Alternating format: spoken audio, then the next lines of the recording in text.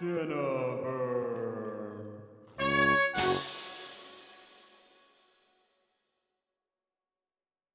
Hello and welcome to Cineverm, a weekly podcast discussing films in and out of the cinema. My name is Anthony Renteria. And I'm David. And this week on episode 45, we are discussing Good Time, written by Josh Safdie and Ronald Braunstein, and directed by Josh and Benny Safdie. And here's a quick synopsis. After a botched bank robbery lands his younger brother in prison, Connie Nikas embarks on a twisted odyssey through New York City's underworld to get his brother, Nick, out of jail. And as always, we will begin with a spoiler-free review for anyone who hasn't watched this movie. And then afterwards, we will give our ratings, and then we will go into a full spoiler discussion after that. But all right, so just to start out, this is my first time watching this film from the Safdies. I did watch Uncut Gems first, and it was interesting because I was, doing my normal podcast marathon of anyone and everyone who has talked about this movie before, and a lot of interviews with the Safdie brothers, because they actually give a lot of interviews, which is a nice change from the more auteur, well, not auteur, the older filmmakers. I feel like they don't give as many interviews as like the new class of auteurs that we have nowadays. So it was cool, actually hearing them talk about the film in a very detailed way. Yeah. But I will say I really enjoyed this film. It was extremely refreshing coming from a Taxi Driver. It felt interesting. I had a great time. It was entertaining, and I loved a lot of the ideas, the themes, the moments. I love how a lot of people's it's an anxiety attack. For some reason, I don't know. It just felt like a great time to me.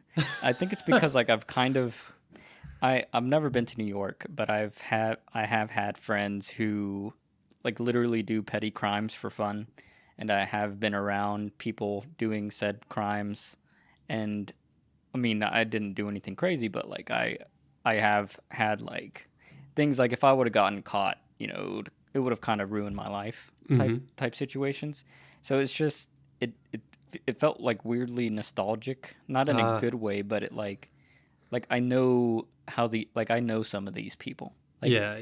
I feel like I have family members who are still in this spiral of petty crimes, and that's the only thing they think makes sense. So it's weird seeing it, and it feels good seeing it in a film versus in real life. In real life is yeah.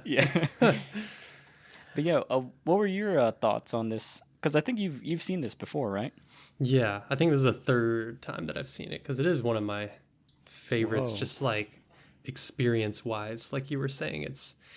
It does have some of the anxiety feeling of Uncut Gems, but yeah, for some reason it is more of a enjoyable watch. Yeah, I guess because I think they're honing their craft, which is one of their things is that anxiety feeling, and I think they really honed it into Uncut Gems. It's kind of like the apotheosis of their anxiety. But it was still information in this movie, or maybe it just wasn't the focus, but it still got the general feeling of chaos. And there's a lot of great scenes that I just noticed on this viewing, just where they really, I guess, as they're writing or filming, but it's even sound effects and all this extra stuff, and how the actors talk over each other, that they're just really good at combining a bunch of things all of a sudden, thinking of everything that could go wrong in a situation that would make a situation uncomfortable,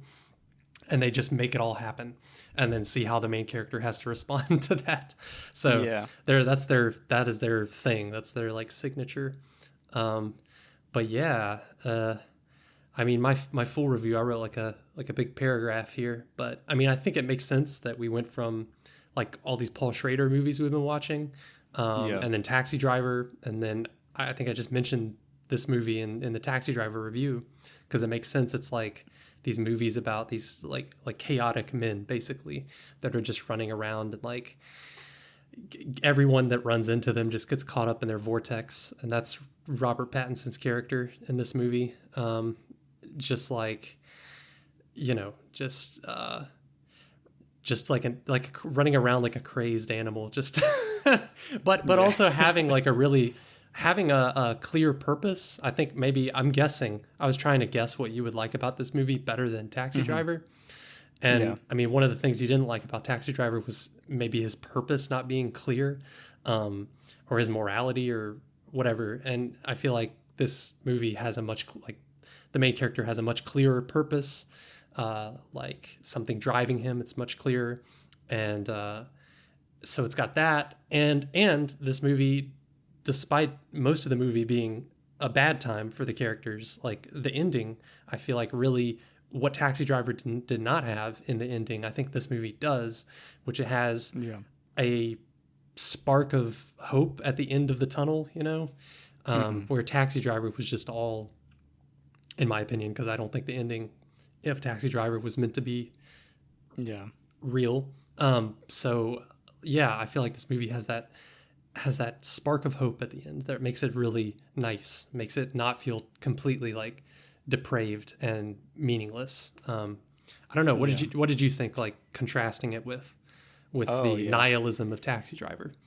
Yeah, and all honest, like I was thinking about that all day, like listening to a lot of people talk about Good Time and just thinking my thoughts and like kind of contrasting and comparing the two, because like I'm not gonna lie, like Taxi Driver has really, I don't want to say soured, but it's like the negative feelings I had about Taxi Driver have only grown exponentially, like every passing day. Like the only thing I like about Taxi Driver is the technical aspects, is the cinematography, the score, set designs, and performances. But like as a script or as a story or as a narrative piece, I feel like it's not good. Like I think if you were to, like I think even if Paul Schrader had directed Taxi Driver, I think it would be like a 6 out of 10.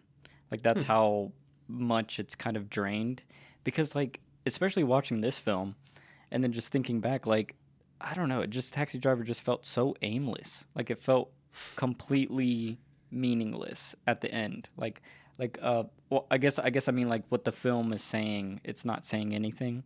And I guess for me that's like really been bothering me, because I'm like, it's like I can't even think anything about it because there was nothing there to really think about. Like it's just events, but the film doesn't have a message. Its characters doesn't have a message, and it's like there's nothing really for me to like think about beyond how amazing the visuals. It's like just the technical stuff, like how amazing of a feat it was to accomplish, but the actual piece of art itself is not an astonishing work. And then like just watching this film, especially, is just so amazing seeing, you know, these guys up and coming.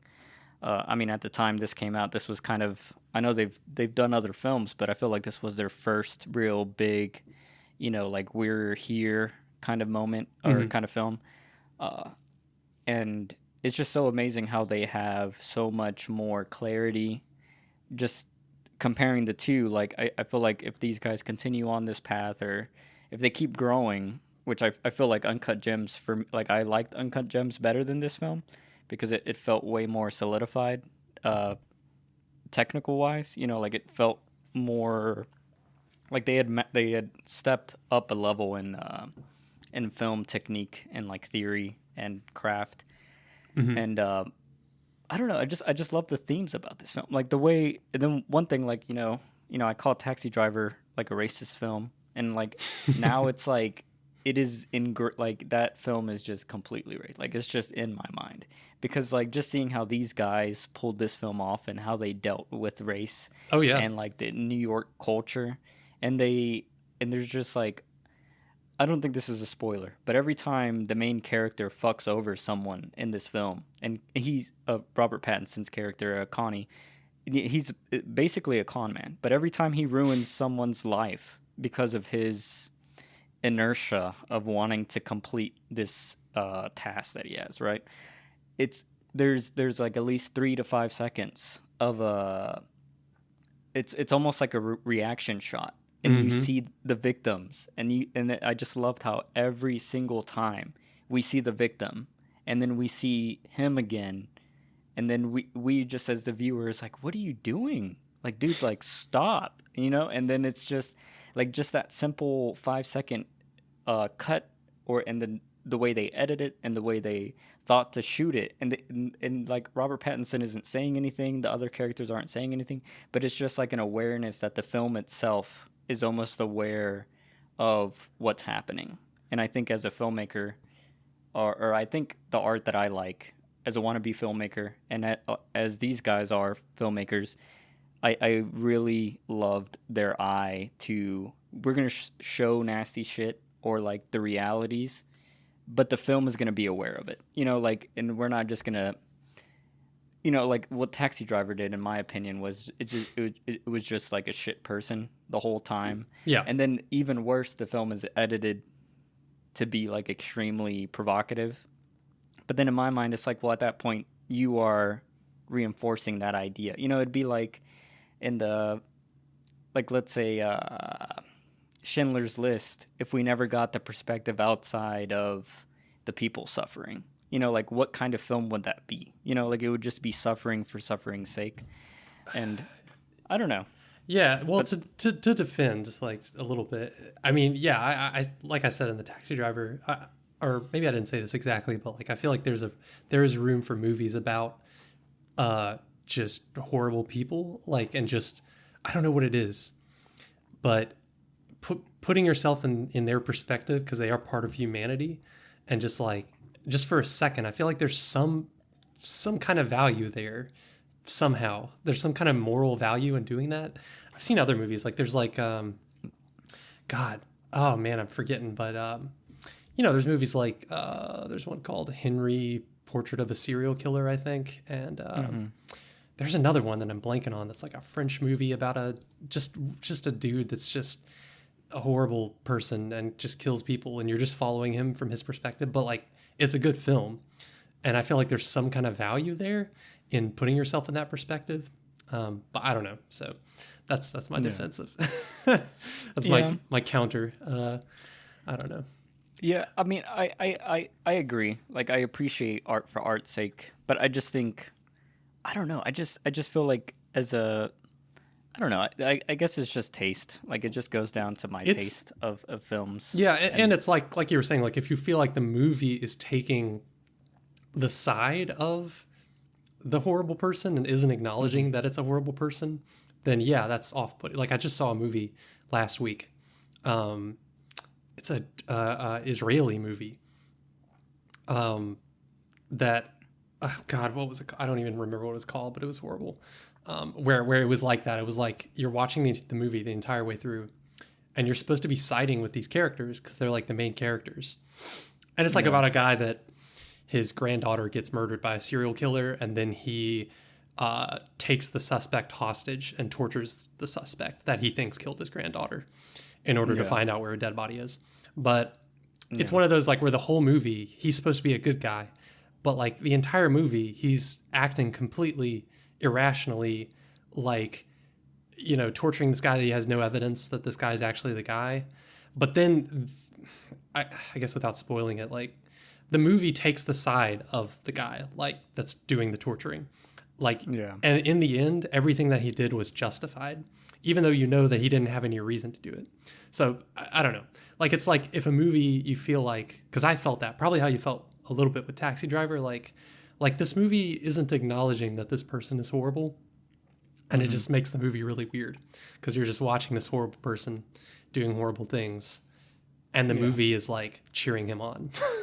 So yeah, there is a limit. I agree with you, but I think the main thing that sours me on it is not just the evilness or whatever. It's like specifically the racist part, and I guess it's just like it's like a brain block, because it's like they all don't acknowledge the fact that the script was originally like a very racist text, and then they cut the last part off to quote unquote make it a not racist text, and then they still shoot it as the character is still a racist, and then they edit it as if the character is still racist. But then in the actual film, there is no mention of him being racist. There's no like any other character acknowledging that he's racist, and then there's no meaning to his character, being racist. Where like for comparison's sake, in this film, I don't think Connie is necessarily racist in this film, but he is absolutely taking advantage of race every chance he can. And I think just the film itself, just having those 5 seconds of someone getting punishment just because of their color, where then he isn't just because of his color. It's like the film is aware of the institution of the reality that we live in, where I feel like Taxi Driver is just like, nope, we're just, it's there, but we're never going to acknowledge it. And I don't know. Yeah. I think that's just the part that soured me. Like, I really think if they would have left the script as it was originally, and then the film itself was just about a racist guy, like, I think it would have been a better film. Like, it just feels like a weird, it's like having a serial killer movie, and then the end is like he kills 5 children, and then you remove that part, and then, it's like, well, that's the story you wanted to tell. So, like, either tell it or change the whole story, Like, I don't know. It just feels weird. Feels weird, man. Yeah. But, I guess I wanted to ask, one thing that I really loved about this film, Good Time, was, like, Robert Pattinson's, like, insane performance. Like, it's so awesome how we're just jumping from, like, great performance to great performance. Yeah. And I don't know, I feel like this was, I think there was another film he did before this that got a lot of attention. I forgot who he did it with, but for me, this was like this, I bet this was one of his big shining moments as a performer, like after the Twilight stuff, to really get like, like, take me serious. Like, I'm not just a vampire, a shiny vampire. Yeah. And like the story you probably heard through all the podcasts, like the wonderful like story of how he came to be in this movie was like he just saw the poster of the Safdie brothers' previous movie, Heaven Knows What, and just sent a rambling long email to the Safdie brothers about how much he loved the poster, and he felt like he really wanted to be part of whatever they were doing next, and he didn't care what it was, and he just felt like it was right for him. And they almost didn't respond because it was just such a crazy email. But they did, and they met him, and they just like realized his energy is like, it is like they're, I guess in real life he comes across like that because he was so eager to, take the next step in his career, I guess, and not be the Twilight guy. So like he was so eager to like be in their next movie, and so they just kind of wrote the movie for him. And I mean, they already had ideas. They already had like certain things, like their friend that's in the movie, or the guy. Oh man, what's his name? Buddy Duress, I guess you would, or Duras. I don't know how you pronounce his name, but like in real life, he's an ex-con, and they were corresponding with him while he was in jail and asking him to write about his experiences and stuff, because they were already interested in that and like making a movie about that. And so there was already like that stuff boiling, but then I feel like them meeting Robert Pattinson was like, and then all the insane, which I'm sure we'll get into, like prep that he did for this movie, and just how in depth they went with this character. And it really it really shows well on the screen. He's completely in this character, in the zone, and no one, even during filming, like all the stuff where he was in public and hanging out with real people, and like nobody recognized him when he was in character, or just because he was just so in character. But yeah, awesome performance. And also Benny Safdie as his character, I thought was a really good performance. Like, I don't know, like he talked about, I was reading about his background with that character and how he'd wanted to do it for a previous film years before, but they weren't able to make that film. And then that character just kind of, he talks about how it just kind of was in his brain, like the character was still living in him for years. And then they came up with this idea, and he was finally able to, make this character a reality. And so he does a really great performance, like just kind of, because how, oh god, the Tropic Thunder joke about playing mentally handicapped characters, and how hard it is to get that fine line, which is very true. Yeah. But I feel like he gets the fine line, you know, where it's not embarrassing and it's not like patronizing and it's not a caricature or anything. It feels like a real person. So yeah. And that's the other thing. So not only have we been jumping from like insane performance to insane performance to insane performance, but just coming off Taxi Driver, even though I hate the scene, Martin Scorsese's performance in that cab, and then seeing, you know, another co-director with a Benny Safdie, and like this is probably one of the best performances that I've seen with a, you know, a handicapped character. And like it doesn't really say exactly what he has, but like with this, like it's so like I didn't like if I didn't know what Benny Safdie looked like, I would have never known. Like it's just such a insane, like he is like totally, if like even in some parts it feels like he's out acting Robert Pattinson because he is so real. Like it just feels like, and then it just sells that relationship like very early on, like the way this film starts.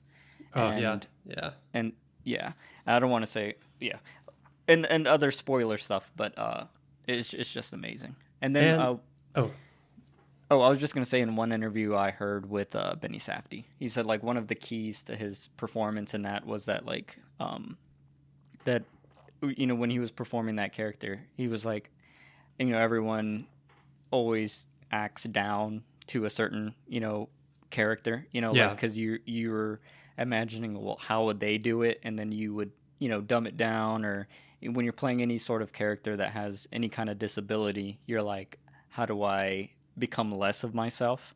And then his approach to this character that he said was like, I just approached it that I thought differently, and then I have to express myself even more. So he was saying like in his performance, like I would always think, how do I become a higher version of myself? And then this character for him was, this person makes more sense than me, and then this person feels more than me and thinks more deeply than I do. And it was like this, I don't know, like it made a lot of sense, like as a, like if you're trying to perform as a character, it's like you cannot ever look down at the person you're trying to become. You have to look up.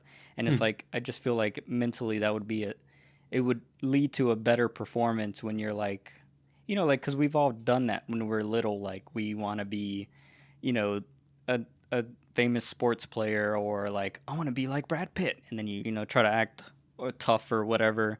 So it's like, I don't know. I just feel like that's such an ingenious little tactic that I've just never heard any other performer or director talk about. Also, that reminds me of something else I read that they said, where they were talking about how they think of like every character. I don't think it was Benny, I think it was Josh that was talking about how they think of every character in their movies as heroes. Like every single character, like even these, you know, the random character actors, or these people, these non-actors that they get in all their movies, like they think of all of them as heroes, because it's like, they imagine their life and like what they have to, like the everyday struggle of these people like on the margins of society. And that's a cool way to think about, you know, because it does give like a humanity to their movies, like where I feel like if some other directors directed this story, you just wouldn't feel that. You would feel like they're talking down to these people. But you don't feel that at all with their movies. Yeah. And exactly, especially when you're dealing with like I guess the criminal underbelly of certain places, you know, and like the types of people that are kind of bred in these situations because of their circumstances or environment. Yeah. So, and I think they did a great job. We haven't even mentioned the music, which is incredible. Like the synth score by what is the band called? You're always better at remembering names than me. It's Daniel Lopatin is the actual name of the composer. His band is like One Hontronics something. Yes. Yeah. Yeah. Like really great electronic score that adds to the movie. Just elevates it. Because I was reading about his process and like how, I mean, he was like trying to make There was one scene where they're getting off a bus that has a hydraulic wheelchair lift, and he was trying to get the score to match the key that the hydraulic lift sound was in, and Oh my like that was God. his whole philosophy of the movie, was trying to make the music like part of the actual like setting, part of the atmosphere, and like match Yeah. it. And it just he you could tell he put a lot of thought into it, and it really shows. It really Yeah. adds to whenever the movie needs to be stressful, like or anxious, like that music starts to come in and grows, and you don't even notice it first, and you start feeling like tense and excited, and then you realize it's like the music, and you're like, wow, Yeah. it really has an effect. It has like an ambient sense to it where it just bubbles up in the background until it's way too loud, and then you're like, oh shit, how long has that been there? And then and like I was listening to the score this morning, and it's so weird because there's parts of it where there's people talking, like the actual dialogue of the film and like the sound effects of the film, and I'm wondering, like, kind of want to rewatch the movie to like, wait, so were a lot of those sound effects in the actual score? Like, I'm curious if this is like, if what the score album is what's playing in the actual film, or if he added the film effects into the score for whatever reason. But that'd be interesting if, all your sound effects were routed through the actual score of the film versus just having its own dynamics or whatever. But one thing I really liked about a score is like it sounded like this weird chiptune, like pixel, like old 16-bit or 8-bit like video game sounds. Like it just felt so retro, where in comparison to like Uncut Gems felt insanely like Blade Runner. Like it just had this like extreme Blade Runner feel, where this felt more like like an arcade game or something. Which is very interesting choice. But still, like, really, like, the words I kept thinking about were like mystical or like cosmic. It makes, even though the story is very focused on these little characters that don't really mean much in the greater world, like the music, just the music by itself, like makes the whole movie feel way more like universal and important. And it's just like the music. I don't know. And the same thing with Uncut Gems, I think. Like the music just, it makes the whole movie feel like way more important than it has any right to feel. And it's just, it's crazy how like one element can make a movie feel completely different. Yeah. Oh man, I need to find out what their next movie is. Like I swear, if they're not working on their next movie, I'm gonna freak out. But yeah, man. So, do you have any other major parts you want to hit in the review, or you want to give your rating? No. Man, I'm like split between. I think I'm gonna stick with an 8 out of 10. I mean, it's like really good, but for some reason, and it's even like a favorite, I would say. Like it's one of those I could just watch tomorrow and the next day, and it probably wouldn't get old for a while. But for some reason, it's just not.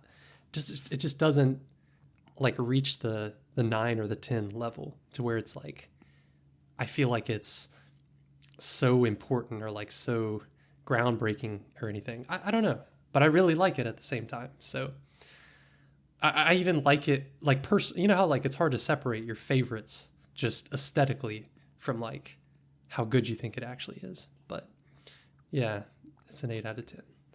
Okay.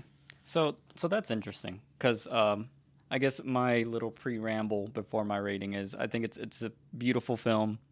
That's something we didn't mention. The visuals, I love the visual aesthetic of this film. Like, oh my God, it just makes so this film is just, because it's shot on film. Like it just, I don't know. Every time I watch a film that was shot on film, it's just like, man, like I just realize why, or it feels like I fall in love with the aesthetic of film, and like 16 mil or 35 millimeter, like just the grain and I don't know, it just has so much texture, to the point to where like I went on YouTube, found some guy who like shoots in 16 millimeter, like found the person that sold him his camera on Instagram, messaged that person. Like I literally, like I'm like 5 clicks away from buying a 16 millimeter film camera. Like it's just gonna take like 2 or 3 more movies, but it's just so expensive. But still, like the visual aesthetic of this film, the score, the performances, I love the general plot, the chaos. I love the themes and ideas.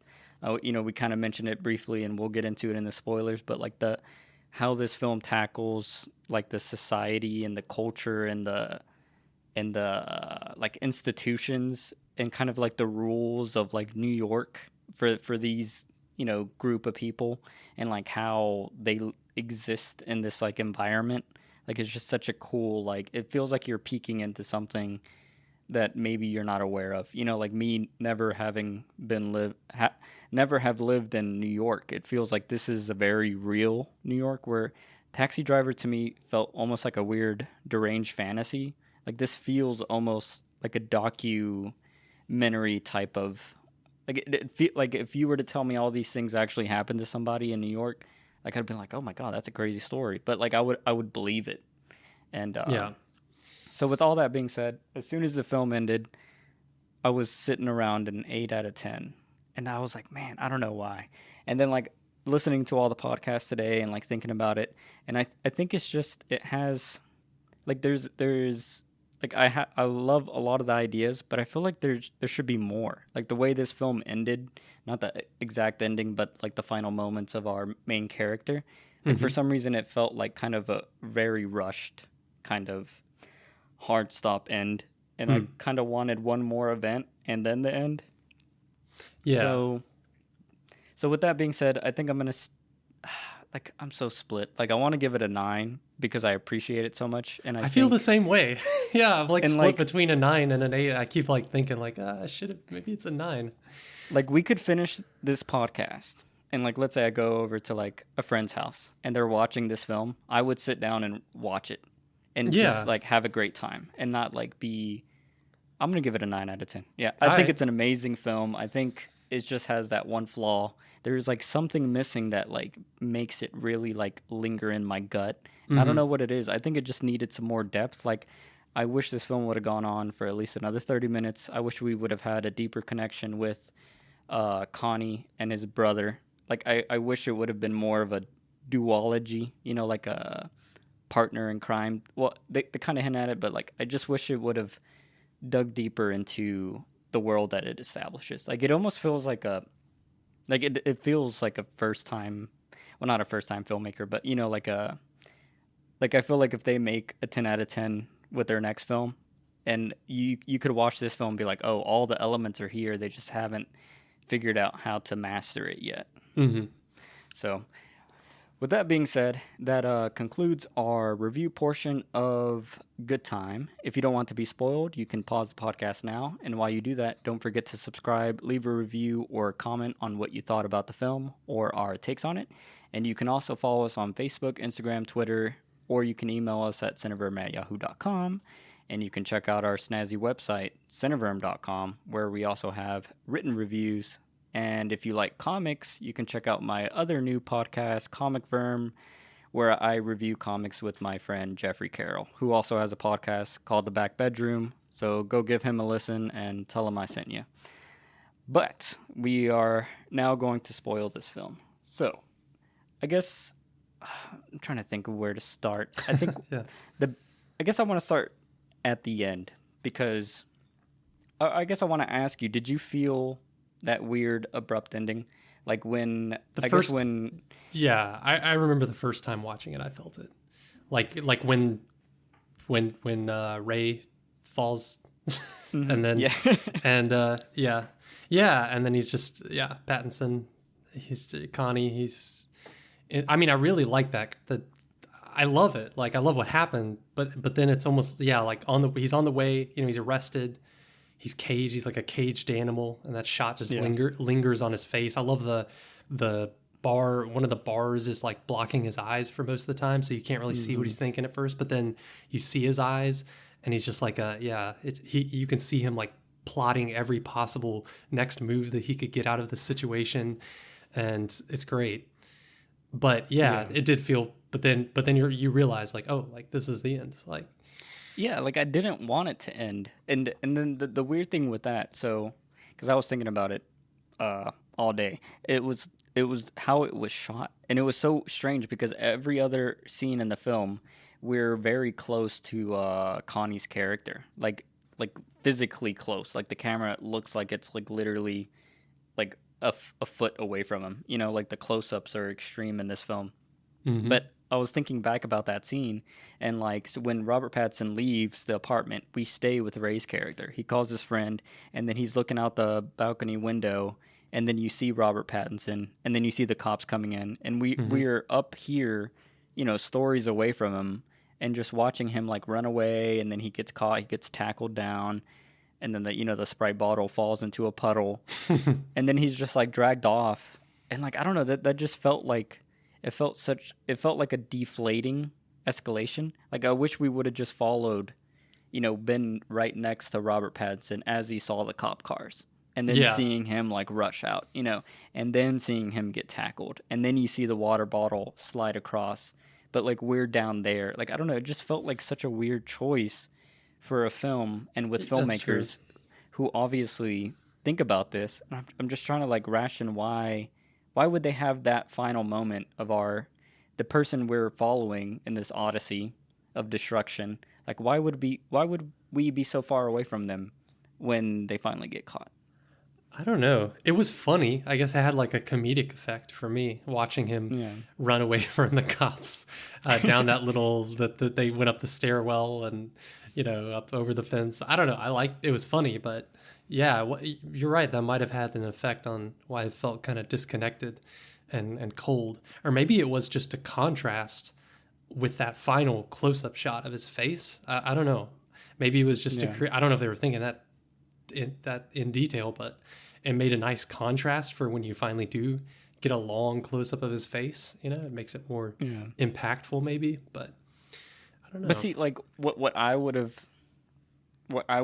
wanted, like as a filmmaker, like if I'm thinking, all right, this is the final moment where with this character, I would have shot that whole scene like as a one shot, and we start with him just going down the elevator or whatever, the apartment, and then he's like running out, and then you see the cop cars, and then we're just following right behind him, almost like because they kind of have like a weird reference of the Cops show. Like Yeah, I would have almost wanted to shoot it in that kind of like handheld, very shaky, chaotic, like it just like some random guy holding the like some intern holding the camera who that's who true. happens Yeah, to like ride along with the cop that day, and then like do it all as a one shot, and then bring the camera into the cop car, figure out a way to do that, yeah. and then we're lingering there with him, and then like how he kind of looks like a panicked dog, Mm-hmm. like his eyes are just extremely wide open, and you can just tell like there's so much adrenaline like pumping through his body, but then he's also like slowly realizing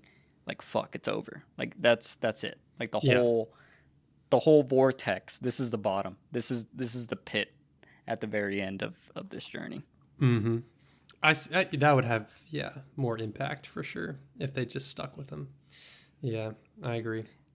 So I guess branching off of this, what did you think about the Ray character? I guess the Oh one my he god, I love that. That's like my favorite. One of those scene stealers. Just his monologue about his background and his getting out of jail and immediately going and getting drunk and all of that. Like just great.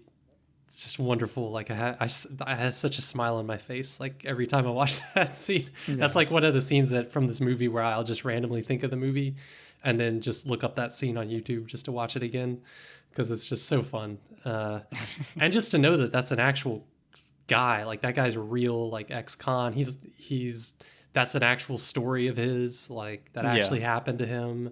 Like it's so cool. And Yeah. just I like the montage of it, like so many wonderful. It's just like a mini movie, little bonus treat inside this movie. Um, God, like the scene.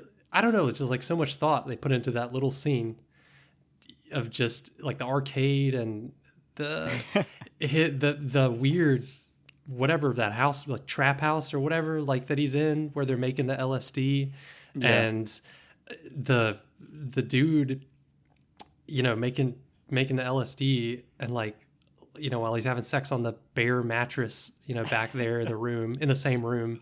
And like the way that guy laughs, or that guy's face, the guy that's making the LSD is so like all of a sudden just like so sinister, and like the way he laughs was up at the ceiling and you can see his teeth like outlined against the white ceiling, and it's like, oh my God, like that was such a great, like just completely unnecessary stylistic moment, in this ridiculous story that like sticks in my brain for some reason. But yeah, it's just a great character. Yeah. I think there's just like, there is something just very, like, if you can pull it off, the film within a film, like I was like, it made me kind of think about The Green Knight and its ending, its little like mini yeah. And I'm just like, man, like it, like if you, well, so far all the films I've seen it in, like it always works, and it always feels like, it feels like, oh, finally I can take a break from this narrative and then just go into like a daydream, and it always feels so fun, and it feels so like satisfying when you come out of that. And then like I think that happens when he's at like a White Castle or something, and that you pull out and then you just see Robert Pattinson and his character, and it's like, what is the point of any of that? Like I was just as a viewer, I was like, man, I bet I would be pissed, like, why are you telling me this whole fucking story I do not care about?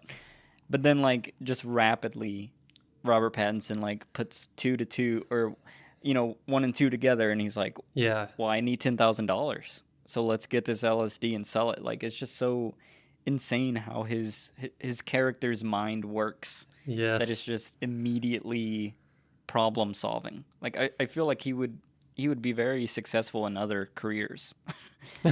yeah. He is that guy that you feel like he could succeed in anything he would try. Yeah. There's a shot like during he's telling the story, and as soon as he mentions the money, Robert Pattinson just like turns in his seat and just like has this expression on his face that's just so like a predator, just like locked in, like a vampire when he sees blood. Just just that's what his face was, and it's great little facial expression acting there, in that quick scene. And yeah, just like the next time you see him, like he's just desperately like typing in Adventureland into his phone to figure out where it is. Like, yeah, it's just great. This movie is so, like, the whole plot of this movie is just so nice. It's so natural, like how one thing leads to another. Or when you're watching it, it feels chaotic. But then when you're thinking about it, like thinking back how one thing led to another, it's like very structured, and I think I read that somewhere that they said this was like their most plotty movie that they've made, but it doesn't really feel that way in a bad way when you're watching it. It just kind of feels natural, but it's cool how they structured it. And in a way, this film is like a genius, like if you think about it, as like I always hate MacGuffins and stories, but this whole film is essentially multiple MacGuffins to get one central MacGuffin, which is his brother out of jail and then out of the hospital. Yeah. But it's like it's so crazy. Like you can write like I'm trying to figure out like, well, what makes it work in this? Like what makes it not feel like a MacGuffin? Like we need this to get that. But I think it's just how it bleeds, and then like when you try to get something, it causes a problem that makes you have to get something else. Yeah. And I think that's the perfect use of a MacGuffin in a story, is when the MacGuffins aren't even real. Like it's almost like they are just sabotaging you. Like it's just a breadcrumb leading to like a tiger. And then, there's a weird sense of like, I don't know if you felt this watching it, but it felt like a weird spiritual kind of fate. Yes. Like I immediately knew this is going to end horribly. Yeah. And it's just, it's like when you have a friend who's like obviously making a bad decision, or you can tell someone's just really going to fuck up their life one day. It's like you just have that sensation. And I feel like this film, I don't know how, if it's just the writing or the editing and the directing, but it just immediately has like such a nice quality of like, I don't really have to pay attention like as much as, like, it felt kind of like a popcorn action thriller film. but then it had all this like underlying depth if you wanted to dig into it. I think it's just because it feels so natural. I was thinking about like MacGuffins, like in any other like a movie where it doesn't work. Like let's say that, like the newest Star Wars movie. I remember people talking about the stupid MacGuffins. It's just because like it's not logical how they work. Like it's not probable. Like that would not happen in reality, but like, or even in that universe, you know. But this movie, it is all logical. Like you could dissect this movie. There's only two points I think that I can remember where I was like, that's a little bit like I can't really buy that happening, but like barely. You know, most of the movie is very realistic, like in how everything could unfold with these characters. Like the only points that didn't make sense to me were when they were robbing the bank. I was like, why? How would Robert Pattinson's character, like, how would Connie not have thought of a dye bomb? Like, surely he thought about everything else because he seems very, I don't know, like he had everything planned out pretty well, like everything else. And I just thought it was weird that he wouldn't think that they would put a dye bomb in there. But then everything else just kind of makes sense. Yeah. I think for his character, like I think he's a fascinating problem solver, and like this was something I heard in one of the interviews where they were talking about Connie's character, and then I think it was Josh Safdie. He's very like I need to do shit right now, and I need to go, and I need to do whatever. And he was talking about like how they kind of structured that character, and like he doesn't think 3 steps ahead or even 2 steps ahead. He thinks like, what do I have to do now to get to the next point? So I'm just imagining like that kind of person. Like he's aware of the dye bombs. Like he has to be. Like and everyone is. And the fact that you went to a back room where you were not seeing this person, you know, like you must know they're gonna put something in there.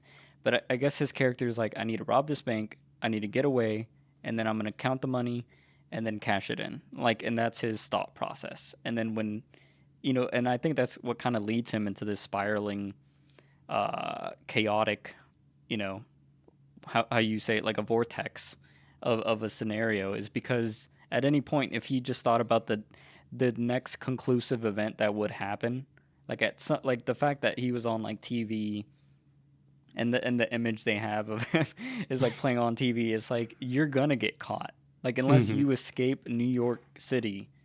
What is the logical conclusion to this mania, you know? Right. And I mean, I wanted to ask you about this because like the first time I saw this movie, when I like coming away from the movie, I thought of Robert Pattinson's character as like a sociopath who was just like literally he was doing everything for himself. He didn't really care about his brother at all. Like the only reason that he wanted to get him out of jail was so that his brother wouldn't talk and wouldn't implicate him. Like that's what I thought. But then I was reading all this stuff today before I watched it. And it seems like the directors thought completely different and Robert Pattinson thought different. Like they were saying all these like positive things about the character, and it made me think completely different about him. I was thinking like it seems like they all, you know, they were talking about him as being a hero and like how he does love his brother, but he's a narcissist too. So it's kind of like a dangerous love. I don't know. Like he loves him, but he's also using him. So I don't know. I guess I didn't really buy some of the things they were saying about his character, because even watching it this time, I'm like, okay, maybe he thinks that he loves his brother, but he's like a narcissist too. And like, he's doing all of this for himself. Like there's several points where he obviously things that he says to the Ray character at the end where I'm like, all right, like this guy he's very narcissistic and he thinks he's better than most people. And his brother, they're like when they're running away in the bank robbery, like he doesn't turn around to like check on his brother that his brother's behind him. Like, you know, when he runs into the door and everything, he doesn't even turn around. Like he is just running. Like, so he never hesitates or anything. And then, the car, when they're in the carnival place, like Robert Pattinson was going to run away and leave that guy there when he was caught. But then the only reason he turns around, oh my God, I forgot now. But there was like a reason that he turns around and goes back and gets him. Oh, it's because the guy, what was it? Like the security guard does something. And it's basically like impossible that he would leave. Oh man, I forgot what it was. I don't know if you remember, but I realized watching it, I was like, oh yeah, he didn't like, it's not like Robert Pattinson was coming to rescue that guy at first. Like the only reason was because the security guard, I think it was just because the security guard came and was chasing after him. And so he realized there was no way he was going to get out of the carnival without like beating up the security guard. And then when he beat up the security guard, he realized, okay, like I guess I gotta go, cut this guy out. But like he was just gonna run away and leave that guy. And then the girl that we haven't talked about yet, like he completely just just screws her. Like he doesn't care. Like I don't know. Yeah. There is a moment like you mentioned earlier. There's a moment where his face looks a little bit remorseful about what he does. Like there's several moments, but he still does them and does horrible things. And in the end, it's about him. Like it's about his objective. It's not about anyone else. So yeah. I feel like he is, like how you were saying, narcissistic, but like from what I understand from what they were saying is that like in Connie's mind, he is a hero. And like he even like the way he talks to everyone, he's like, I have to get my brother out because he's gonna suffer in there. That's what he says. Yeah. It's not like, oh, it's my fault, I need to get him out, or I need to go confess or whatever. It's like he's just thinking like he needs my saving. And then like with all these people that he interacts with, it's almost like I don't know, it's just like they're all like disposable assets. It's like, well, I can't save them because I have a bigger mission, I have a bigger goal in life. And then like even that final conversation that he has with Ray in the apartment when they're trying to get like real or whatever, which God, dude, all their interactions are so realistic, it's scary. Yeah like how I mentioned early in the review, like I used to have friends who literally how they talk like that, where they say like, I'm real, bro, trying to get real with like, you. Yeah, like you think like it sounds stupid when you're just thinking about it logically. Like, what do you mean by that? But it's like there's like a currency to like almost like a street cred. Yeah, like you're like your masculinity or your ego or your whatever it is. Like it's just like it has some sort of value that everyone has to appreciate for some reason because of your belief. But that scene is so interesting because they're saying the same thing to each other, and then like Robert Pattinson's like, you're a fucking idiot. Like you get out of jail and what do? Get caught again? But then like, so supposedly the backstory to Connie is that he went into jail. Yeah. And then he got like out. And then that's when he decided to do the whole robbery to get the money so he could like pay off his, like he owed someone money or some like another bond or some shit. Mm-hmm. But it's like, I don't know. It's just like a never-ending cycle. And I guess that's kind of what my main problem with this film is, where I feel like Uncut Gems to me was a better structured film, or like it had more meat to it. Even though I feel like this film was more enjoyable than Uncut Gems, I think it's just Robert Pattinson is just he is such a better actor than Adam Sandler. And like I love Adam Sandler, but like the scene where in Uncut Gems where he's like crying, it feels completely fake. And just like every moment with Robert Pattinson is it feels like real as shit.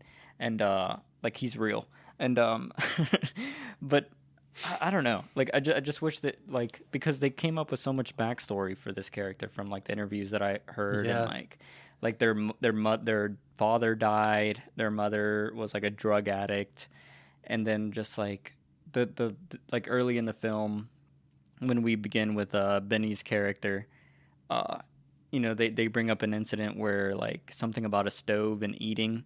Or whatever, and like apparently there was an incident where the mother told him he couldn't eat something that moment, and then the brother, because of his disability, he takes things way too literal to where he thought, I can never eat again. And then he like freaked out because he was like, I'm gonna starve and I'm gonna die, and he just went into like this crazy panic attack. And then like the other thing is like, since like, I mean, it's obvious he's such like a big character, like he's such a big person in the film. Like he feels like almost like a, not really a danger or a threat, but like it, like, you know, a lot of times you have handicapped characters and they're played like almost as they're like physically incapable of doing anything. Where in this one, they talked about how they wanted him to kind of be like a bear, where it's like, you know, like when he gets angry or he has like his outbursts, you know, like it can be a problem because he's like an unstoppable force. Like he just has so much power, and he's such a large person that, you know, it can become very problematic. And they kind of hint at it with the scene where he's in the prison and he wants to change the channel. And then, like, in his mind is like, well, I do what I want, you know, like, what are you going to do? You know, and then like, it just leads to this altercation. And it's just like, I don't know, it just like how his brain works. And then just, I don't know, I just wish we could have seen more of that. Like maybe if we could have seen the parents and we could have seen his upbringing, or we could have seen that fight with the mother character, like what happened there. And if we could have seen like maybe Robert Pattinson starting the cycle in jail or like committing the other crime, and then I don't know. Like I this is where it was you know, like you said, like you like to know all the backstory and like see everything. Yeah. But I don't know. I oh man, I do agree with you when you were like, there feels like there should have been more to this movie. Like there's something missing. Like, but I don't know if showing everything. Like I also like that you don't see any of that. There's just hints. There's just little hints that you get to gather and try to put together in your brain. Like, you know, what happened? Yeah, what happened with the knife, or what was it? The pan and the scissors or something. And like what's with the grandmother? Like she has that brief interview where she says stuff and you're like, yeah, like what was she talking about? Like, well, who hurt who? And I kind of like that, like trying to figure it out. Like, well, what exactly is with these people? But I do like that. I think it's good that apparently, you know, they wrote an entire life story of Connie, and I guess also the other brother. I think that's important for like making the backstory, but then it's like the actors have to just perform that backstory, you know, without showing you everything. I think that's cool when they do that. Yeah. But I don't know. I would feel so, I don't know. I guess I just like if I take the time to like come up with a backstory, I would want it to be shown. It feels and wasted. Stuff. Like, yeah, it's like, God, man, can you imagine like writing a whole life story and then, you know, this film essentially takes place in one night. So it's like, yeah, that's it. Yeah. But it was cool because hearing all the backstory, like I just feel like it would have added, maybe if they would have just hinted more at the backstory, but I don't know. I do feel like at least the ending, if it would have changed, it would have had a better impact on me. Mm-hmm. Yeah. I really like, speaking of the brother, like the book ending of the movie, like just how they the very beginning starts with him and the end starts with him. I think that's what makes it seem more like the not like Taxi Driver where it's completely meaningless. Like that gives the meaning to the movie because you see like despite Connie and he's always going to be a narcissist. He's always going to be in this vortex, it seems like. But you know, with oh God, I need to know his name, so I'm not just saying the brother. What's his character name? Nick. Like Nick has hope. You know, it's like I just love that they put that at the end of the movie. Like the beginning of the movie, it's like the start of him getting help, which is a great scene. That whole scene. And I think they sent that I read that they sent it to a producer, and the producer was like, "Man, where'd you find this guy?" Like they didn't know that it was, it was Benny, and oh God, and that while I'm on that scene, that non-actor that they got for the social worker, that guy is so good. Like he's such a like I did, you know, I guess some in education is really similar. Like the way the way like educators talk and the way like social workers talk and psychologists, you know, he just talks even though in real life he's a defense attorney, I think. But like he got that just down, like the way they talk, it's patronizing, but they're trying to be helpful and nice. But it's like also patronizing at the same time. That guy just got that down. Perfect. Yeah. And then in the ending scene, like he does the same thing where it's like, but the main thing that I was talking about was just how it's hope. Like it gives hope at the end, like the scene where he's going in there and with the group of people, and you see him being awkward at first, but then as the credits are rolling, like you see him respond to the prompts of like walking across the room, to the one where you got blamed for something you didn't do. And I don't know, it's just really nice. It's a really nice ending that just gives you hope that there is that character at least is going to escape. He's finally getting help, and the horrible influence of Connie is gone for now, temporarily, at least. Yeah. And there's some hope for the future. Like that just puts just such a nice ending to the chaos in the movie.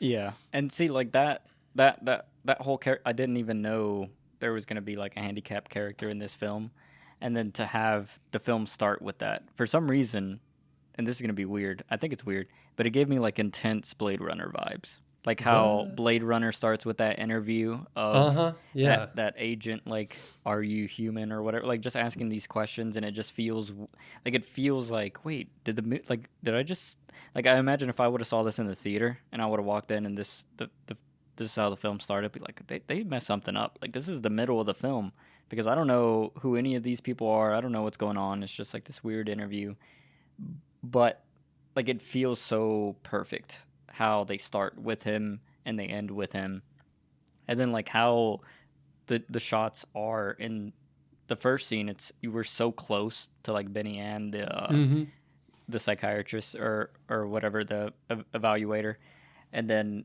with the end, like, oh my god, like that it gave me such a huge emotional reaction that I wasn't like really expecting, because I thought we were done. Like I thought we weren't gonna see the brother again. And then like seeing the brother, it was cool, but then just having and then like the other amazing part, and like probably my favorite thing about this whole film, was that ending poem song that is played over as we're just like in this weird, it like it's not silent because there's people talking and like, they're telling them to walk back and forth, but for some reason that whole scene felt so solitary. Like it almost reminded me of the K. Vitus Ada scene where she's in the white room trying to find her children. It almost had that weird, like we're in a big wide open space and there's multiple people here, but for some reason it's like I am so hyper zoned in and focused on Nick's character that it's, I don't know, it just felt very like isolating, and I felt sad. And then like the song with the piano, the vocals of, I think it's like Iggy Pop or something, and it is weird, like his voice is weird. Like I haven't really heard Iggy Pop at all, so just hearing his like accent and like his speech pattern, I don't know. And then like Benny's performance in that role, like it just felt, I don't know, like I felt sad and alone. Like, man, no one's cared about this person. No one's actually looked at this person or like gave him any attention, like in his upbringing and like what we've seen with Connie's character and how he's treated him almost like an asset or whatever. Like, I don't know, it just had a huge impact on me, and I just think it's like, what a beautiful way to end the film. Yeah. And then I can't remember if I might be mistaken, but like, don't the credits start rolling on top of that scene? Yeah. Oh my god! So I love that. I love that so much. Like these guys outdid Schrader. Like they just outdid him. Wait, how so? What do you mean? Well, yeah, because like, Schrader, like his endings, he'll start rolling credits over like a image or whatever. Yeah. This one was it's one of those few movies where I will watch the credits all the way through, because it's like, because the song has meaning. It just leaves you with that feeling, and you're still watching one of the main characters, and it's like his facial expressions, I feel like, are important in that scene. And you're thinking about the lyrics, like, what does this song have to do with, because that's a weird tone, from the rest of the movie. And so you're like, what does this have to do with, this movie? I don't know if you made anything of the lyrics, but I liked the like the pure and the damned, like just that kind of like, because it's like, you know, Nick is like the pure one that still has hope, and yeah, not some Connie's the damned for sure. Yeah. He doesn't. He's not going anywhere.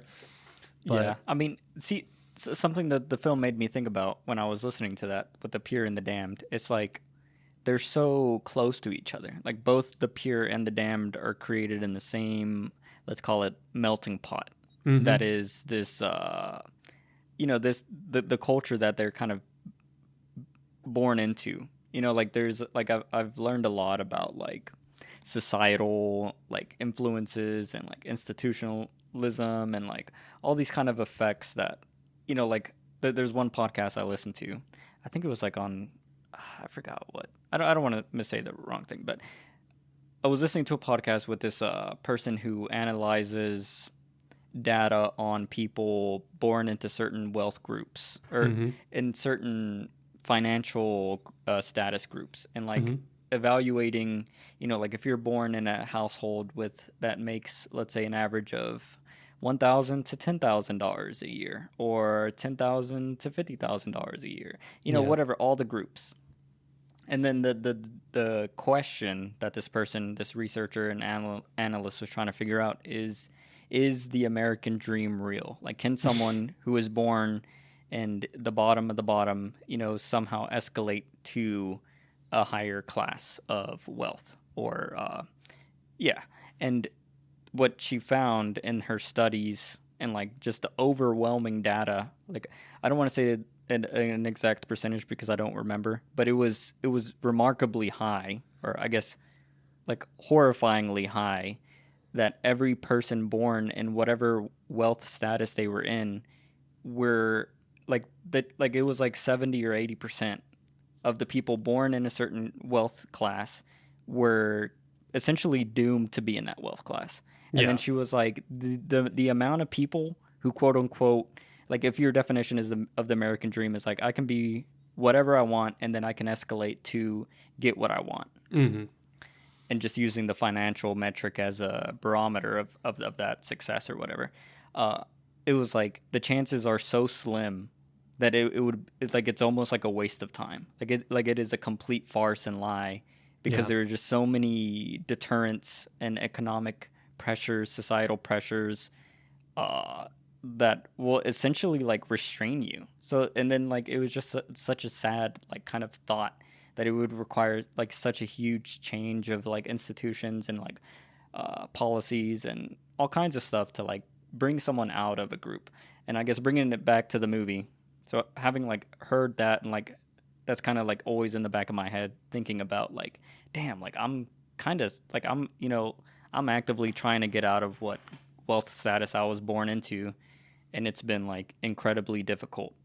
And thinking about the pure and the damn part of that song, it's like, Connie and Nick, they're both born in the same group, and one is pure because they have no real malintentions or real evilness, and then Connie, he because he's a little more capable mentally, but somehow he is chosen to destruct himself because he's so actively wants to get out of his prison that he's kind of born into, like that culture, or that Yeah. that group.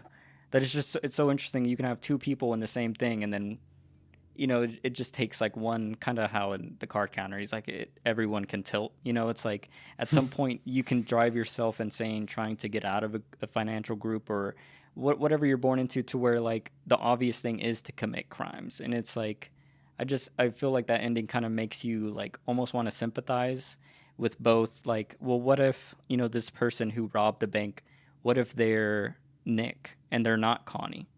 And then at the same time, like, what if someone doing something good is Connie and not Nick? Like it's just like, it's like, how do you know if someone's committing a crime because they are like Connie, or what if they are like some sort of like they are handicapped in some way? Yeah. And like, Yeah. and there's also a bunch of studies that show like a lot of people who commit crimes are like what is the word, not illiterate, but like dyslexic. Like dyslexia has been shown to like show like it could either be like an early sign of like you becoming a very successful entrepreneur, but then also becoming a perpetual criminal. Like it's just and they're like, well, I don't think it's the dyslexia necessarily making them that. It's you are born with almost like a more difficult time of learning, which can lead you to like anger and resentment, or to like a hardcore not determination.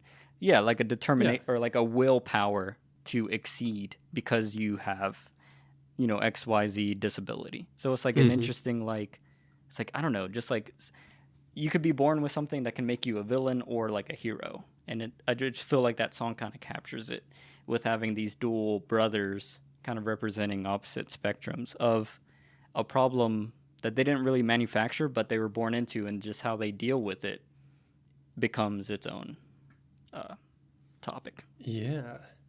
And then like adjacent to that idea is like the race thing, which this movie does so well. Like, yeah, like the I mean, just seeing how those characters end up when they cross paths with Connie. Yeah, like God, the whole scene, when he meets the woman who I think is supposed to be Haitian. I read that somewhere, but I'm not sure. But the woman that he meets in the hospital bus, and follows her home, like, is so creepy in like it's like a horror movie almost. Like that whole sequence of him in their house is like, it feels so like wrong, everything that he does. And it's really weird. Like, it was a good, and just like, it's obviously about race, because even like when she answers the door, like the girl says, like, they're like, who is it? And the girl is just like, I don't know, some white guy. It's like, and throughout the movie, like I was reading how they were talking about his character, how he feels like he can just go in anywhere, like just because of who he is and his confidence, his kind of con man confidence. Like, he can go in, he can just walk in anywhere and he knows he'll be fine. Like how he kind of barges into his quote unquote girlfriend's mom's apartment and the hospital and this random family's house that he just invades. Like, he just has that confidence, which is kind of it's what people mean by white privilege. It's like part of it. It's like he doesn't and then the carnival scene when the cops come and they don't even think twice about him. They just assume he's the security guard. Yeah. And they just assume that the beat up, black guy, in the white t-shirt is the guy that, or white undershirt or whatever, is the guy that was trespassing. So yeah, they did it in a subtle enough way that it wasn't annoying. Yeah. Not to get you off topic, but the other movie, oh God, I'm blanking on the name of it. What's the movie? Blind Spotting. Yeah. That I feel like does that as a movie, but like way over the top. But like this one is an example of like doing that really subtle, like just kind of weaving it naturally into your movie, where it's like, these are like really realistic situations that could totally happen. Like this time when I was watching it, especially hit me like when the girl is waiting in the car and she gets bored and gets out, and she's just walking next to the amusement park, and they arrest her. Like I don't know, there's no reason to think that, but it's I feel like it's only because they already caught quote unquote the guy, the trespasser, and he's black, and so they just assume that she was with him, because she's just wandering around this amusement park. But it's like, she could have just lived nearby and was taking a walk. Like, it's like, how do they know? Like, and that's the other aspect, is because she's also black, and like, right, and that's like, it's so, and like I just love how the film acknowledges it and then uses it instead of, like how I already talked about a lot, like Taxi Driver. But it just feels, in how you're saying, it's not being preachy about it. It's not like making really a statement about it, because it's the character who's making a statement about it. Like the fact that the He's initial using robbery, it. Yeah. the fact that the initial, like, I just feel like this was a genius way to just cement the idea up front. And like, I didn't realize it until like halfway through the film, but the fact that their robber masks are like, they're essentially blackface doing a robbery. And then it's just so like if you really think about, like, damn, like his willingness to take advantage of a system that he's in because of his color, like, it's so insane. And then like, just listening to the directors talk about, you know, how they approach this, and like, you know, how they grew up in New York. And it's like, yeah, the shit that because like I think Benny, or maybe it was Josh, like he went to prison one time for like running away from the cops and like stealing shit or whatever. And it was like no real big deal because I could get out pretty quickly. And then them just having like black friends or other minority friends, and it's like you get caught and it's like you're kind of fucked, you know, because they could plant shit on you, or it's like, you know, it's just more serious. Where, you know, they even talked about like him walking in the hospital, like as a white guy, it's cool. It's some random white dude. Yeah. But then like, though. Yeah, if his character was black walking by that cop, the cop would have immediately gotten off his phone. And it just shows you like, it's not really his character is racist. It's like it like, I feel like it kind of defines the like institutional racism that exists. And it's like it's the society, you know. It's just like the societal expectations of X, Y, and Z group of people. Just everyone has their assumptions, and then like how someone can be aware of those assumptions, and if they want to commit crimes like Connie, or push it as far as he can push it. It's like you can push it so far because you know, he's kind of like blessed to be, you know, a white guy in this situation, in multiple situations. And then like one part that really I heard that really like affected me emotionally was like, I mean, when I watched the scene when they're in the carnival and he beats up the black security guard, but then his the Ray guy like pours like much fucking like, what was it, like LSD or acid or whatever? Yeah, just pours it on his mouth, and I'm like, what the fuck? Horrifying. The scariest moment of the movie. So apparently during that scene, and they were shooting it, the cinematographer just like broke out crying, and they all had to like just pause for a moment. And he was like, this is really fucked up, because like, like this can happen, and then like no one really cares. Like in a real situation, the cops would come, and then this is exactly what would happen, and no one would give a fuck. Another like little point about that scene, like that I realized this time, was I think that like when he wakes up and he starts yelling and stuff, like he's yelling in a language, right? Like he's speaking like an African language of some kind, I think, because I think I read somewhere else that he's supposed to be an African immigrant, and it's like, but then like the cops have a line where they're just like, there go the drugs or something like that, or like, I don't know, they have some line where they don't even know that he's actually trying to say something. Like they just think that he's a lunatic. They just assume he's just like a drug addict, you know, crazy person that's just like, you know, speaking nonsense, but like he's actually trying to say something, you know. So I thought that was a good touch. And they don't give us subtitles or anything, but like this time watching it, I was like, oh, like he's like not just saying gibberish, like he's saying stuff, like, and the cops just completely just assume that he is he's crazy, you know. And then just imagining what he's experiencing in that moment. Oh my god! It's just horrifying. And for the next like 12 hours, what he's going to be experiencing is beyond horrifying. Yeah. And I like that. That's one of those shots where it shows Robert Pattinson's face for like a few seconds, and he actually looks, because it's not him that pours the LSD, it's the other guy. So like I don't even know if he would have gone that far and done that so mindlessly, because he looks pretty horrified when he sees Ray doing that. Yeah. But yeah. And then like the other thing that's interesting is like with I think she's like 16, that girl that ends up getting caught. Like there's a split second where he could say, like he says, oh, it's not her, it was two guys. And then they're like, oh, fuck it, we're going to take her in anyways. And then like I feel like there could have been a moment where he could have, been like, "Nah, man, what are you doing? Like it's not her." Like he could have at least defended her a little Yeah. bit.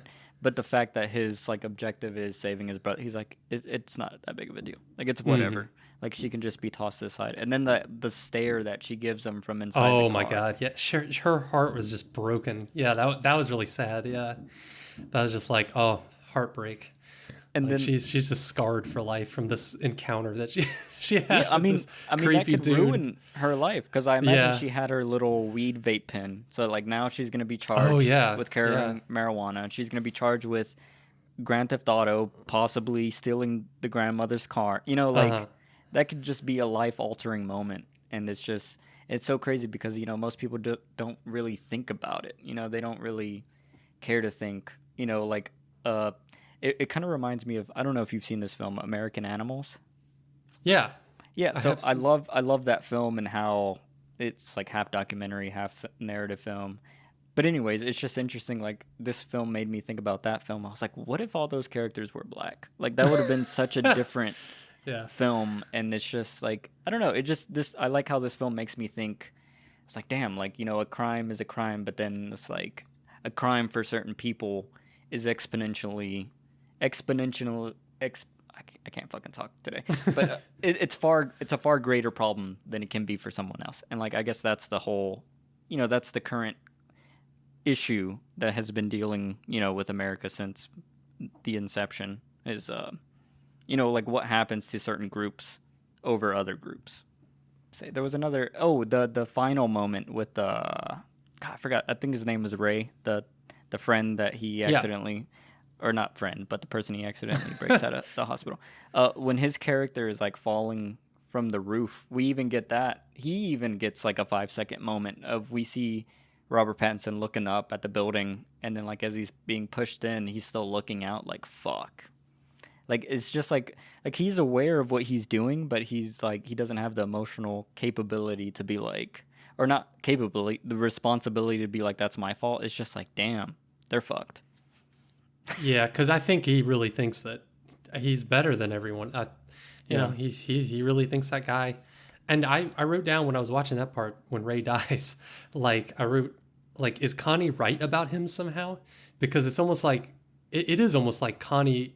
It's like a self-fulfilling prophecy, really, because Yeah. he's so confident. Like he is kind of right, like that he is better than Ray in a way because he's just better at playing the system and he's more confident. Yeah. And so I don't know. It's kind of like where you have to admire him in for a certain just because of his confidence. It's almost like admiring like a person like Donald Trump. It's like it's just kind of amazing how someone just purely being confident and narcissistic like actually Yeah. does help them in life. Yeah. Like it actually does help, to be that way. So he No, is yeah. right.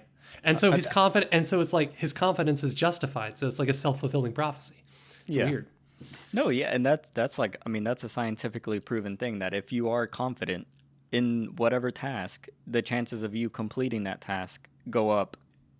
I love like the stuff that he says in that scene to Ray, just like the way he says like that I am better than you, like Yeah. just in such a oh man, such a like flippant way. Like of course, silly. Like like Yeah. why would you think any different? Yeah. And then the you don't know you don't know what I'm talking about at all. Like he's on a different level. Like he doesn't even understand what Yeah. which he's kind of right. That's what it's weird. Like he's sort of right. Like Ray seems dumber than him in a way, even though they're if you look at it objectively, like they're kind of the same person. Yeah. Well, but I think he says it. He's like, "What is your plan? Like, what were you gonna do after jail? Just get fucked up and get caught again?" And I Yeah. think that's the meter of, if you're a higher being than Connie is, you don't even have a plan. Like, I have a plan. I have a mission. I'm getting my brother out of jail. Everything I do is to accomplish that task. And I think just having some sort of meaning as a human Focus. being, yeah, it's like I have something bigger than you, bigger than me. I'm getting my brother out of jail. And like the fact that guy is just like he has like he literally got out of jail just to get back in jail. Yeah, I guess that is the thing that Connie thinks that he has is He's got a purpose. He's got focus. He knows how to manipulate people. Yeah. Yeah. And in a way, like, it reminds me of kind of like Mishima, how he kind of viewed, art and beauty in a certain way. And I just imagine he probably looked down at anyone who didn't see art in that way. And it's like, you have no aspirations for true art, Like, I just imagine he probably looked down at people. Or like Travis Bickle, like, well, he doesn't have a mission, but he looked down on everyone else. Like, even that scene with the Jodie Foster's kid, it's like, well, what are you gonna do? Like, don't you want to do something and have a job? Like I feel like most people have that kind of like instinct, but then a lot of people just lose it, and then they're just aimlessly wandering. So one other thing I was gonna say was, this is a line I heard in real life that I feel like is exactly how these characters work, and how you even brought up like the self-perpetuating confidence and like arrogance or whatever, like with like Trump and this character, or like anyone who is like just so self-obsessed with their own ideas.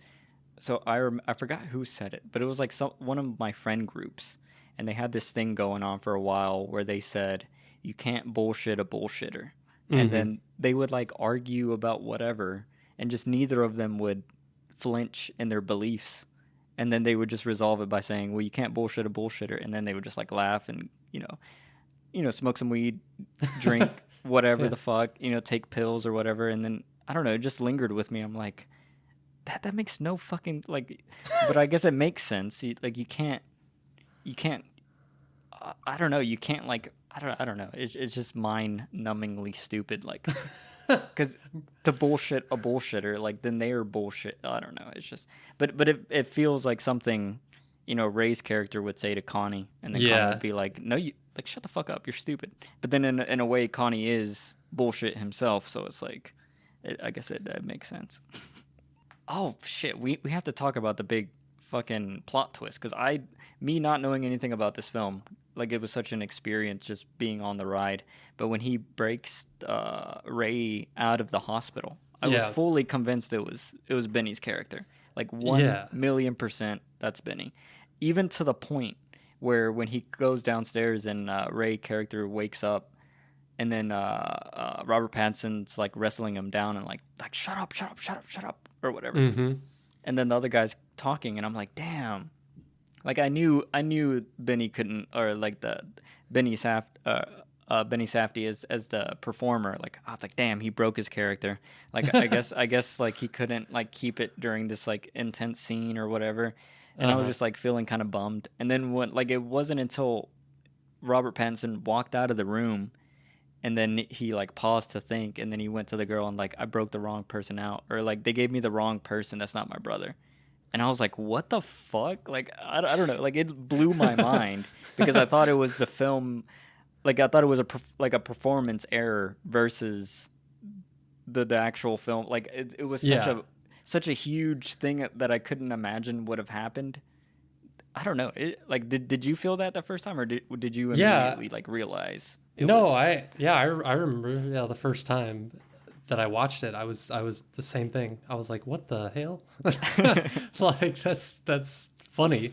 And I just laughed a lot, because that's just hilarious that he went through this whole ordeal, all this sneaking around and conniving, and just totally backfired. Oh, see, you know what? The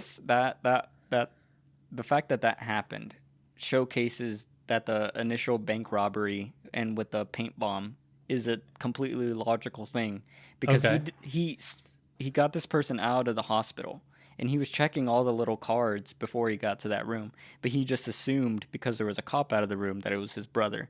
So he never checked the name, and they all have like labels on their wrists with names. He didn't check that. He didn't even really look at him, even though he was on a bus with him for like 30 minutes. It was because they have a completely different muscle and like body structure, because he's way thinner.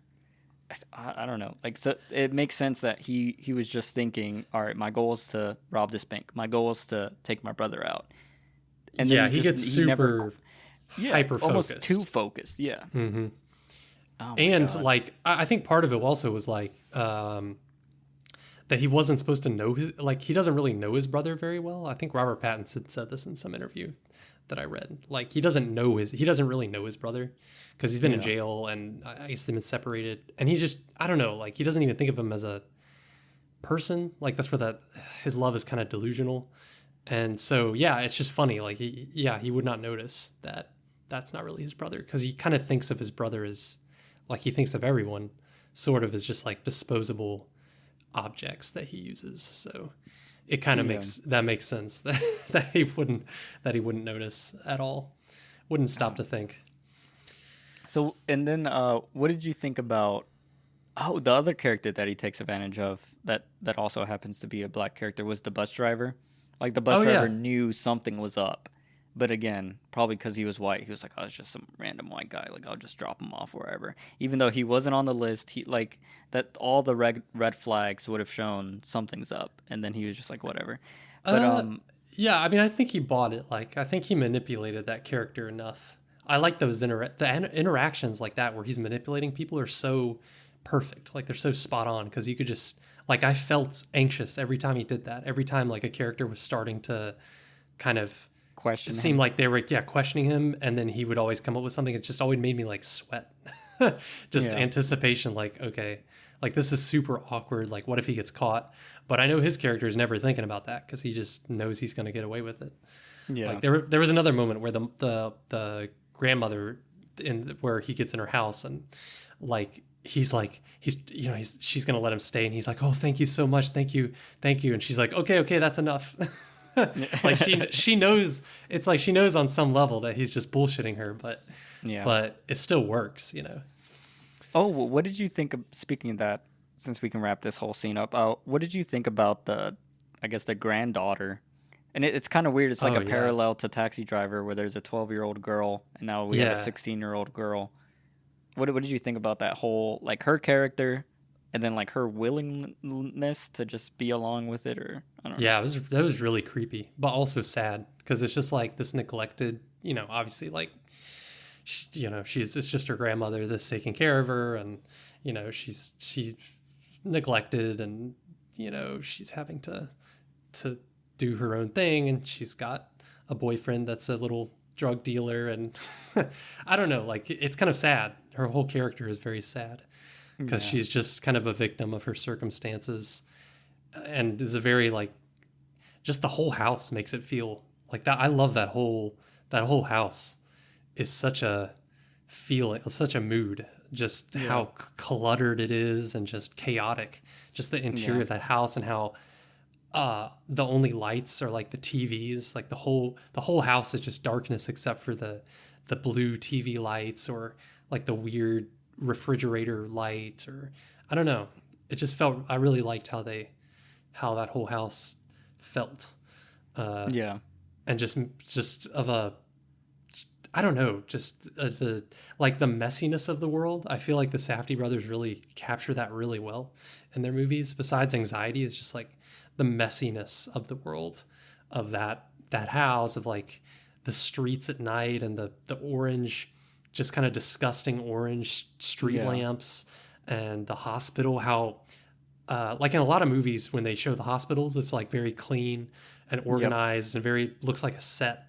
But like in this movie, I love how they filmed the hospital, because you just see the disorganization of it, and like how messy it is, and the weird rooms, like the place where he goes and sits down to eat. And I don't know, it's very, in reality, the world is very messy, and I feel like they show that really well in this movie. And because it's messy, like, characters like Connie can like take advantage of the messiness and the chaos, and just kind of like slip through those. There's a lot of like liminal spaces in this movie. And he is great at like navigating those, and doing whatever he wants with them. Yeah. And like all that messiness, like, it just feels so real, because I think I heard them talk about like how they approach shooting this almost as if they had no budget. Like, they shot in the real hospital, they shot in a real like jail. One funny thing that I learned about the jail scene is that the security guard or whatever, the guy who comes up with the pepper spray bottle and starts spraying them all, he was actually like the ward for that prison like 2 weeks before that. and he had just retired. So like a lot of the like police officers that were there were like really confused what was happening, and then a lot of the people in that prison cell were actually people who had just gotten like released from prison or jail, or who were on like parole. So like like all the police people who were non-actors who were there just kind of like seeing what was going on, because like everything was so operational. They just got this like one little corner that they were going to film in, and they were like, why is that guy there? Why, wait, that guy was here like last week, and then like why is our boss who just retired pepper spraying them all? And like everyone was like confused. And same thing, I think you have it written down with like the mall scene and how that was shot in a real mall, and they had like real cops, and then the real civilians were trying to trip the real cops. They were trying to stop the cops. Yeah, that was funny. Yeah. Oh my god! Man. Like it's so like what a crazy place to be. Like I don't know. Like I just can't imagine me seeing a cop chase someone and then me like purposely want to trip them, trying to stop them. Yeah, yeah. That's great. Oh man. But one thing I wanted to talk about the set of that house was how you were mentioning the messiness, and like I don't know, that perfectly captures the feeling of being in a I don't know, like I don't want to say poverty, because you know they could be making a lot of money, but there's like a poverty mindset that I feel like this film captures very well. And like it reminds me of like kind of how I grew up in the trailer that I grew up in. It was always messy, and it's just like I don't know, there's just something about, you know, being in a impoverished community to where it feels like no one has any time, but no one's really doing anything, and then it just leads to like a buildup of mess and just like clutter, and just everything is always messy. And I just love how, you know, like you mentioned the fridge, like when they open the fridge, all the food in the bottom. Oh, I rotten. love that. Like, yeah. Oh, it's all just like jars of just unidentifiable nonsense. Yeah, and you're just that. The other thing besides the messiness is like the inaccessibility of the world. I think that they capture that really well. But for some reason, the refrigerator is just like a symbol of that. Just, for me in this movie, it's just like how inaccessible. Like there's nothing to eat in there, and or like the bathroom when he's searching around and there's so much junk all over, and he finds the hair dye to use, but he just happens to find it. And I don't know, the whole like the hospital bus, and I don't know, something about it, like just how. Yeah, inaccessible is the best word I can think of. Yeah. But this character, and then also, you know, like Adam Sandler's character in Uncut Gems, is just because they're always moving, they're always going. Like it just makes sense. Like I was reading about how the directors were thinking about like time with this movie, and some weird stuff they said about like how, I think it was Josh was saying like how he's just terrified of time, and how in this movie it's kind of like the way Connie keeps moving, like the only times of the movie where he gets stressed or whatever is when time becomes apparent. I thought that was really interesting. Like every time, because as long as he's moving and he's got that goal in mind and he's whatever, like he's fine. But then anytime, I didn't really quite get what he was trying to say, but it made sense in a way. like it's all about like how horrifying time is. It's weird. I think it's when you have to pause. So it's like the moment where he realizes he captured the wrong guy. It's like that moment between him making a decision to move the narrative forward.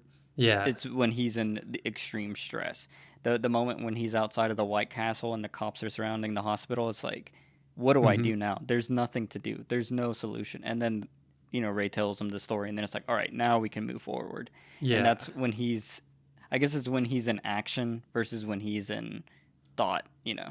And Uncut Gems, like the only scene where the main character kind of breaks down and cries is when he's just like alone in his office and he has like a moment to like stop and think. Yeah, that's cool. Oh man. One last thing I wanted to mention about the girl, like I think she did a brilliant job in her performance, because I think she's also like another street casted person who's never acted before.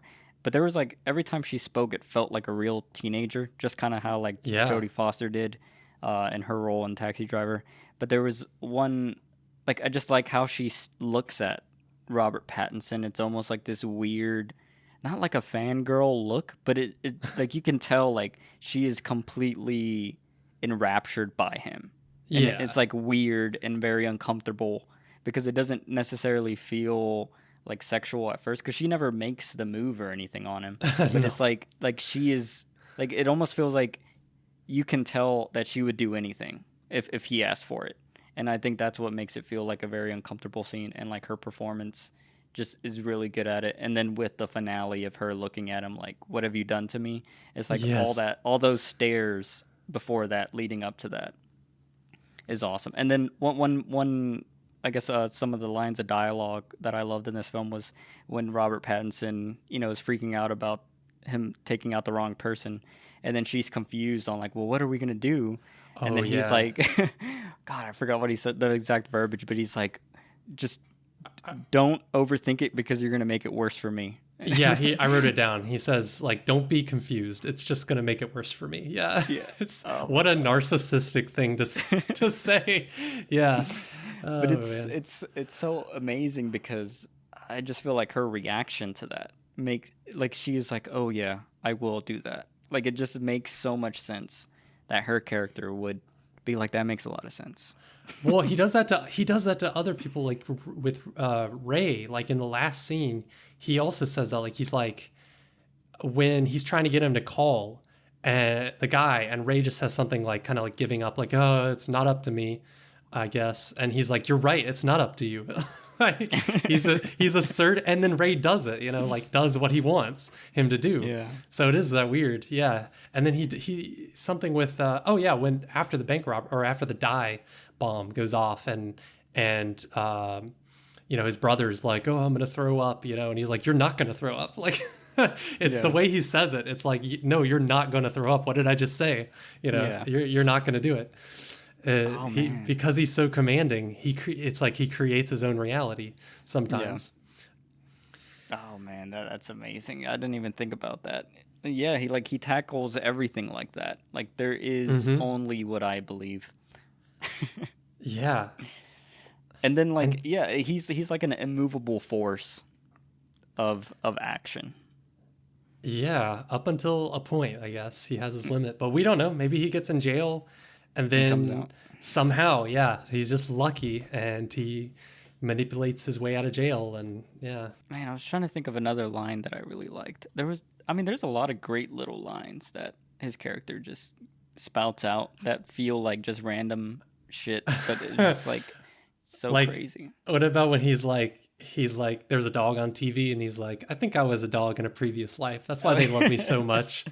And like, she just she looks at him like so weird, like what did you just say? But it's kind of true. Like that makes sense. Yeah.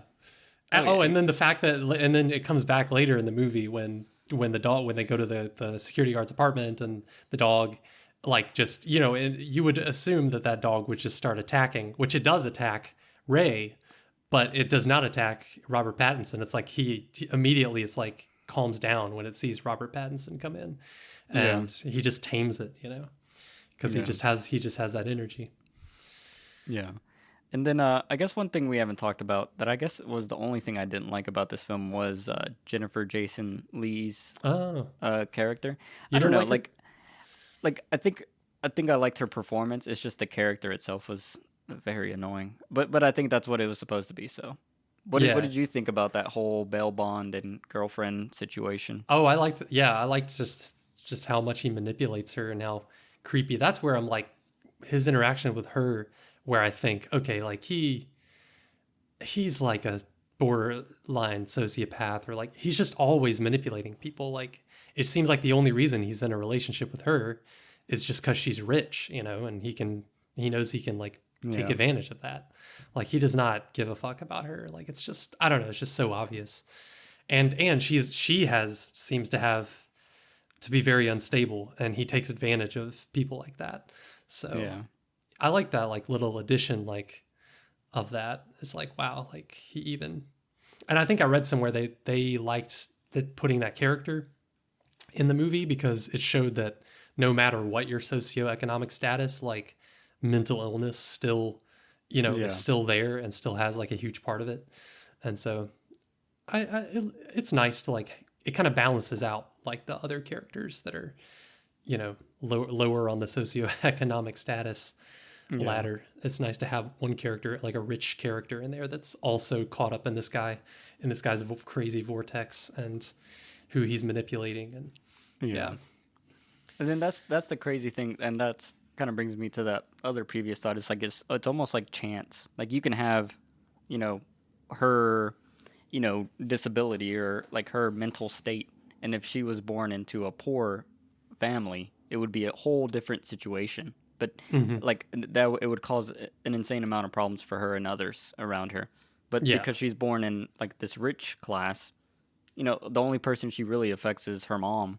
Yeah, because she's just like a, kind of like a parasite, just living off of her. And it was one interesting thing that I found about this scene was like this was almost like a little hint at what Uncut Gems was going to be for the entire runtime. Is like multiple people talking over each other and multiple phones going off. Yes, it almost felt like I liked the scene, but it almost felt like a very weak version of even one scene in Uncut Gems. So it's so cool seeing them have this scene. And I was like, I don't know, like it didn't feel as chaotic as I think it could have been. And then thinking about Uncut Gems, and it's like that film is masterful in how it has multiple people having multiple problems with multiple situations. Like it's just fucking mind numbing. I still think it was really good, this scene. Like, I don't know, I really liked it. Watching it this time, I was like, oh my god, like literally everything is going wrong that could go wrong at this moment, like simultaneously, in the way it was cutting between them, the card getting declined, like the brother's in the hospital, the girlfriend's having a meltdown because she realizes she's not going to go on a trip. Oh my god, her voice like, Mom! Yeah, and then her mom calls, and she has to deal with that, and it's oh my god. And the bail bondsman is just like, what the fuck is going on? Like, you got to get out of my office. Like, this is chaos. Supposedly that was a real bail bondsman. Yeah. So, like, I imagine he's been in that situation multiple times. He probably has, yeah. I thought that was so cool that was a real person, and him and his wife running that office. And so many little, like the money, like Robert Pattinson brings in the money with the pink dye all over it. And he doesn't like, he's just like, yeah, this money's dirty, I can't use this, but like he doesn't make a big deal out of it. He's probably seen that so many times, like he doesn't even care that this money, this money obviously came from a bank robbery. he's just casually like counting it up in his money counting machine, and he's so casual about it. It's funny. I guess one final thing I want to say is that I do really like how they casted Jennifer Jason Leigh as that character. Like, I always feel like the rich daughter of whatever character is always like a very young, kind of dim. Well, I mean, her character's kind of dim here too, but I love how this one at least shows like an older version of that trope that we've seen a lot, and just having her be that age, like I don't know, it just adds like a weird texture to it that is very cool and feels real. Like, what happens when a rich lady's daughter is 40, 50 years old and it's still just like a child. Yeah, it made it more sad. The age thing definitely made it more sad. And him, the younger Connie, manipulating her like romantically. It's like, oh man, that is so sad. So sad. Oh my god. Well, let's see. Is there any other major parts that we've missed? I don't think so. I feel like we've covered all of it in our random order that we do. Yeah. So we have somehow covered every scene, I think. Yeah. I do like how you have this in your notes, the hospital scene with him taking the fruit juice, giving the lady fruit juice and then him drinking the rest of it. Like, that's kind of his whole, like, that kind of defines him, is that he's willing to give enough so that he can have the rest of it. Yeah. Oh, that's true. That was like a little, that makes sense. Cause I was kind of confused why he did that exactly, but yeah, that makes sense. Like, he gives her just enough so that he can be there in the room to fulfill his goal. But yeah, he's gonna take the rest. Yeah. Like, that's his only, that's the only time he's kind or whatever, is just for the fulfillment of his goals. Yeah. Yeah. What's so interesting is, like, I kind of want to watch Uncut Gems again, because this film, I wasn't expecting the whole like societal and racial like theme that is playing on here. In Uncut Gems, I wasn't expecting its theme as well, and I feel like that film was like now having seen Good Time, it feels like Uncut Gems is a very violent response to how this film is about how people take advantage of the system, and then in that film, how it concludes, and its theme is that the marginalized end up succeeding at the end. They take back what was stolen from them. And I feel like, if you remember the beginning of that film, it Yeah. shows like The that mine. African nation, and they Yeah. get that rock, and then it begins with Adam Sandler having that rock and taking advantage of, these athletes or whatever, trying to get money out of whatever the basketball player's name. And Mm-hmm. like, I don't know, it's just so cool seeing like how it feels like these films are responding to each other. So I don't know, I'm really excited and hopeful to see them work on something again. And I kind of want to watch their other films, like the Heaven Knows. Yeah, I just today I was like, oh man, like yeah, I wish I'd watched that earlier this week. Heaven knows what I definitely want to see now. Mhm.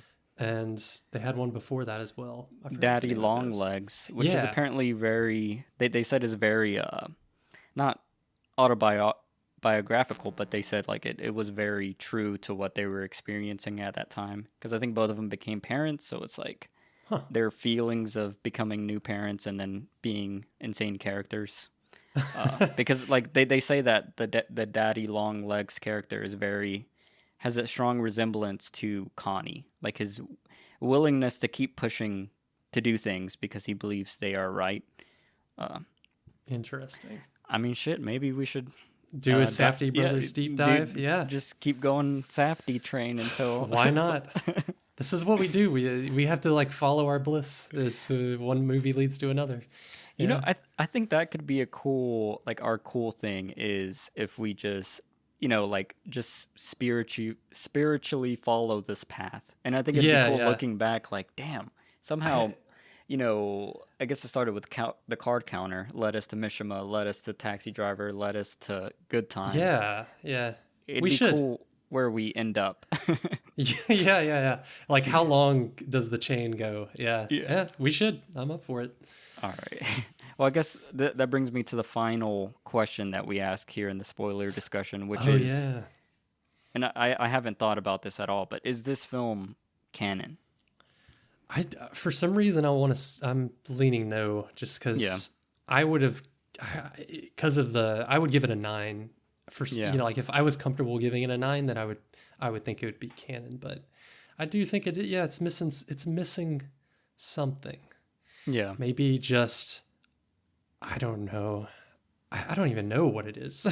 Yeah. Have we figured out? I don't think we figured out what it is that it's missing. Yeah, But I guess for me it was lacking some sort of like a stronger I don't story. know. Yeah, like the beginning and end feel perfect, but then there's something in the middle with Connie's character that is not tying it perfectly to It doesn't those dig- bookends. I guess it doesn't dig deep enough. That's why Yeah. it's not canon. Like, Yeah. and it doesn't. I don't know. It's not like.